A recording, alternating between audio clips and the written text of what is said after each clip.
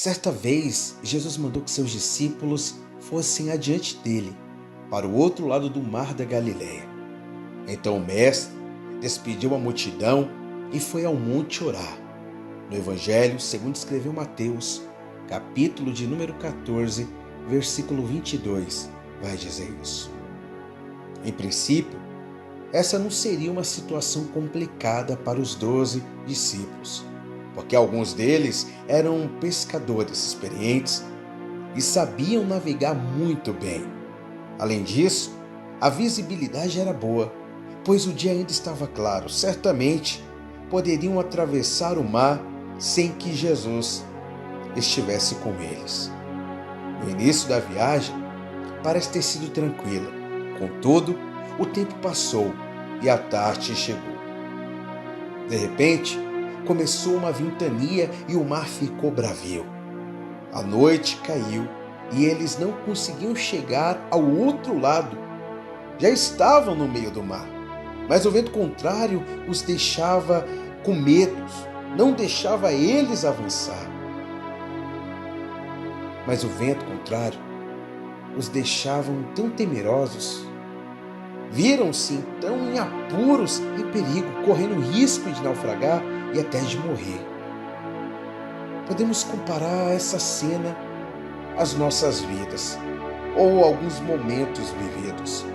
Temos tantos alvos, propósitos, objetivos, queremos chegar a algum lugar, alcançar a concretização dos nossos sonhos e projetos. No primeiro momento, pensamos que conseguiremos sozinhos, por conta própria. Afinal, somos fortes, capazes, experientes, sabemos aonde vamos, conhecemos a rota, os remos, as velas e até o mar. Entretanto, o tempo passa e a tempestade vem. A noite chega e os ventos se tornam contrários. Os impedimentos se multiplicam, há muitas forças querendo nos impedir na contramão.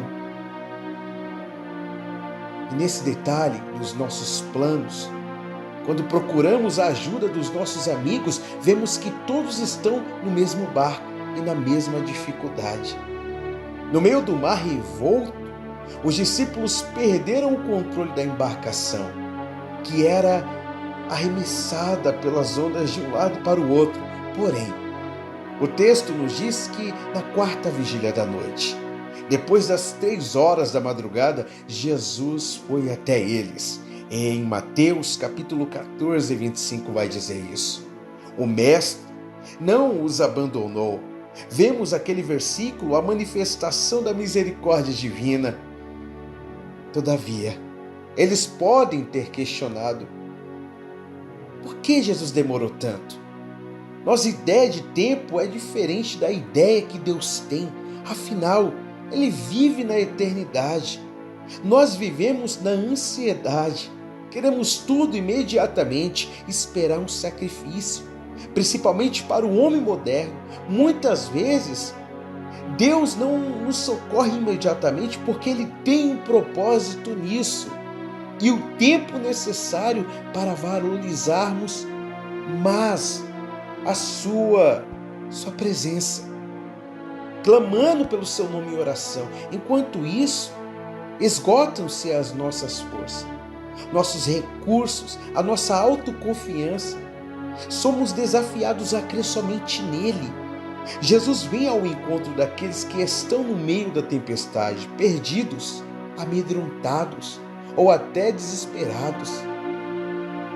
Muitos momentos da vida se parecem com aquela situação dos discípulos. A tormenta de cada um pode ser o conflito conjugal, a separação, a solidão, a enfermidade, o desemprego, o aperto financeiro, a falência. Pode ser muitas coisas. Nesse momento difícil, é preciso erguer os olhos e ver Jesus. Ele é a nossa única esperança. Cristo vinha andando sobre o mar, pisando sobre aquilo que os discípulos temiam. Ele é soberano, domina sobre todas as coisas e supera todas as nossas expectativas. Os discípulos o viram, mas não o reconheceram. Jesus então lhe disse: "Tende bom ânimo, sou eu, não temais." No versículo 27 do capítulo 14, eles estavam amedrontados e desanimados, mas o Senhor lhe trouxe a sua palavra para encorajar, erguer e animar. Ainda hoje, este é o efeito da palavra de Deus sobre nós. Mas um deles, Pedro, o mais atirado do grupo, disse a Cristo: "Senhor, se é tu, manda-me ir ter contigo por cima das águas." E ele lhe disse: "Vem." Jesus veio até nós, mas nós também precisamos ir até ele, ou seja, ele nos socorre, mas nós precisamos crer e aceitar sua ajuda. Não vamos esperar que ele resolva tudo sem o nosso conhecimento ou sem a nossa participação. Pedro precisou sair do barco e caminhar até o Mestre. Apesar de toda a complexidade da situação, os discípulos ainda confiavam no barco. Precisavam confiar apenas em Jesus. O barco é aquele último recurso terreno que nos impede de caminhar com o Senhor. Precisamos descer, renunciando àquilo que nos prende. Pedro desceu, mas 11 discípulos continuaram a bordo. A maioria não foi tão longe. Todos queriam o Mestre, mas não estavam dispostos a correr grandes riscos para se aproximarem dele. As maiores experiências com Deus estão reservadas para aqueles que são mais ousados. Isso não significa fazer qualquer loucura, mas apenas atender a palavra de Deus, saindo da zona de conforto e indo além dos limites humanos. Pedro ouviu a voz do Mestre dizendo: "Vem." Sobre a palavra de Jesus, Pedro foi. Depositou a sua fé. Além de crer, ele também agiu. Temos então a palavra fé e ação. O resultado é o milagre. Aos olhos humanos, a ação de Pedro era um suicídio, perca total, o fim. Contudo, aquele ato de fé era o início de uma jornada extraordinária. Jesus não arrancou Pedro do barco. Ele precisou demonstrar o exercício de sua própria vontade ao descer e caminhar. Era uma questão de escolha, decisão e iniciativa. Da mesma forma, Jesus continua chamando a muitos. Ele diz: "Vem." Ele nos chama para uma vida de sobrenatural, para andar sobre as águas. Pedro andou e ali aconteceu o imprevisto, o improvável, impossível. Pedro encontrou segurança e firmeza no meio da instabilidade. Se você crê em Jesus, o impossível pode acontecer. Deus pode trazer soluções inimagináveis. Contudo, isso não se concretiza simplesmente a partir da nossa vontade, embora possamos pedir, como Pedro fez. O fato determinante é uma palavra de Jesus ao nosso favor.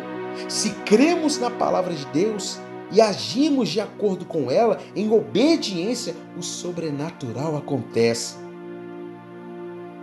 Pouco depois de descer do barco, tendo dado alguns passos sobre as águas, Pedro começou a afundar.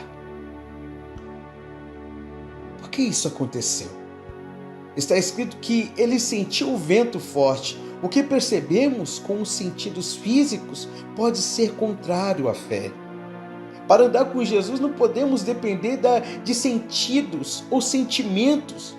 Vamos sentir, vamos ver, vamos ouvir muitas coisas contrárias.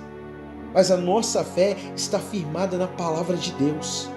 O fato de Pedro ter começado a afundar nos mostra a fragilidade humana, até mesmo dos grandes homens de Deus. Todos os apóstolos viram que Pedro não era infalível nem igual a Jesus, mas dependendo dele, assim a nossa fé não pode depender dos servos de Deus, que conhecemos hoje, ou aqueles que já morreram, que dormem no Senhor. Quando começou a afundar, Pedro clamou pela ajuda de Jesus. Senhor, salva-me, no versículo 30. Não adiantaria pedir ajuda a outras pessoas. Pedro clamou ao Senhor e foi salvo da morte. Da mesma forma, em ser tratado de salvação das nossas almas, só Jesus pode nos ajudar, pois só Ele é Salvador. Está escrito: todo aquele que invocar o nome do Senhor será salvo. Romanos capítulo 10, versículo de número 13. Naquele momento, todos os discípulos foram salvos, porque Jesus entrou no barco e o vento cessou. Aquela circunstância tão adversa foi útil para que eles conhecessem um pouco mais sobre Cristo, seu poder e sua divindade. Assim acontece conosco. Deus permite que passemos por situações difíceis, para que tenhamos novas experiências pela fé e o conheçamos um pouco mais. Teremos então nossos motivos para louvá-lo e adorá-lo. O versículo 34 nos diz que eles chegaram ao outro lado do mar sozinhos. Não conseguiriam, mas com Jesus no barco, a chegada é garantida. Não vamos desistir nem naufragar, muito além de alcançar nossos objetivos. Neste mundo, o mais importante é que com Jesus chegaremos ao reino celestial e com Ele viveremos eternamente. Creia que, se não for por cima das águas, Deus carregará você no colo dele, mas que o propósito será feito.